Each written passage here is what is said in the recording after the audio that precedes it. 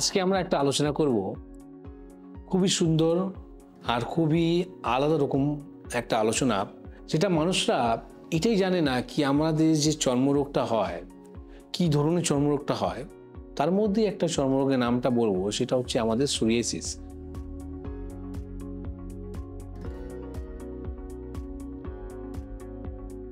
আজকে দেখবেন সোরিয়াসিস কিন্তু কম বেশি করে সবারই কিন্তু হচ্ছে, সেটা ডিউ টু আমাদের বাইরে বেশি জাঙ্ক ফুড, ফাস্ট ফুড খাওয়া।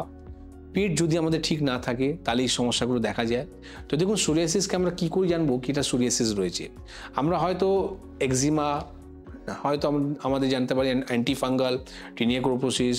তো এই ধরনের যে প্রবলেমগুলো রয়েছে, আগে আপনি জানুন কি আমার সোরিয়াসিস আছে কি না।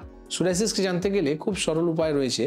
যখনই আপনার দেখবেন সোরিয়াসিস রয়েছে, আপনার স্কিনের মধ্যে কী ধরনের একটা সাইনগুলো দেখা যায়, আপনার দেখবেন গোল গোল সার্কেল সার্কেল মতন আপনার লাল লাল একটা নীল স্পট হয়ে যায়।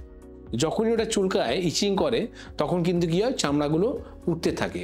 এই রোগটাই হচ্ছে আপনার সোরিয়াসিস। যেমনি একটা মাছের যে ছালগুলো ওঠে, ঠিক ওই ধরনেরই এই একটা প্রবলেমটা, যেখানে আপনার ছাল উঠতে চালু হয়ে যায়।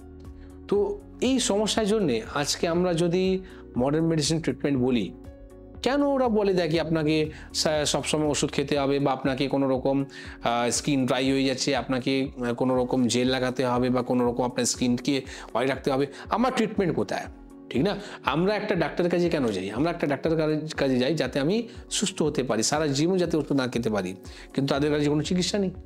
তারা আজকে হাত তুলে দিচ্ছে, তারা আজকে আপনাকে বলছে কি আপনাকে সারা জীবন ওষুধ খেতে হবে, এর কোনো চিকিৎসা নেই। কিন্তু এর চিকিৎসা আছে। এরা বলে এটা অটো ইমিউনো ডিজিজ। আজকে কোভিডের সময় ইমিউনিটি পাওয়ার বাড়ানোর জন্য কিন্তু হাজার হাজার ওষুধ বের হলো, ঠিক না? তাহলে ইমিউনিটি পাওয়ার বাড়ানোর পর এই সোরিয়াসিসটা ভালো হচ্ছে না কেন? আয়ুর্বেদ কোনোদিন এই জিনিসটা বলেনি। আয়ুর্বেদ বলেছে যদি কি আপনার পেটের সমস্যা থাকে তাহলেই কিন্তু আপনার সোরিয়াসিসটা হয়। তো আপনাকে পেট ঠিক রাখতে হবে, কোন খাবার খেলে আপনার এই সমস্যাটা বাড়ছে তার প্রপার রিপোর্ট করতে হবে। আজকে যদি ব্লাড রিপোর্টে আমরা কথা বলি, তো আপনাকে করতে হবে কি আইজি রিপোর্ট, স্যাট রিপোর্ট। আইজির মধ্যে আপনি জানতে পারবেন কি আপনার অ্যালার্জি লেভেলটা কতটা হাই রয়েছে। স্যাট রিপোর্টের মধ্যে আপনি জানতে পারবেন কোন কোন খাবার মধ্যে আপনার শরীরের মধ্যে অ্যালার্জি রয়েছে। প্রথম কি করবেন, তাকে আপনি গার্ডওয়াল দেবেন যাতে আপনার এই সমস্যাটা আর না বাড়ে।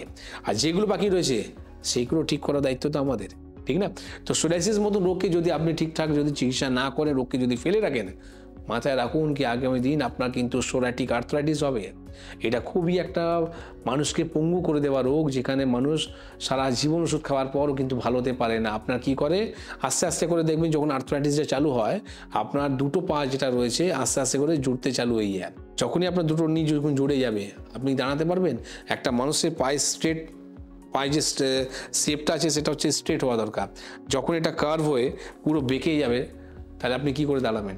তো কেন আপনি ওয়েট করছেন সেই জায়গা? একটা সামান্য একটা চর্মরোগ আপনাকে কোন জায়গায় নিয়ে গেল?